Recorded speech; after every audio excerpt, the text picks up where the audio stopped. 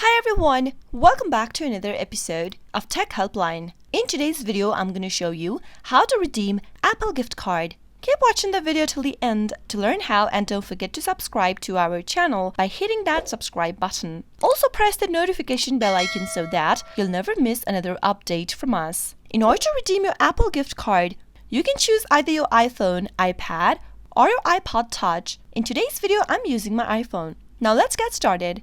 Go to your App Store and give it a tap. Once you are inside the app, tap on your profile icon at the top right hand corner. Now, in the display that appears on the screen, tap on Redeem Gift Card or Code button. Now, tap on Use Camera and follow the instructions on the screen. You can also enter your code manually by tapping on the next option that says you can also enter your code manually. Type in your gift card or gift code in the text box. Once you enter your 16-digit long code, tap on Done. Once you do that, go to the top right-hand corner and tap Redeem. Soon after you do that, you'll be able to redeem your Apple gift card right from your mobile device. I hope the tutorial was helpful to you. If it was, go ahead and give us a thumbs up. I'll be back soon with more tutorial videos like this. Thank you for watching.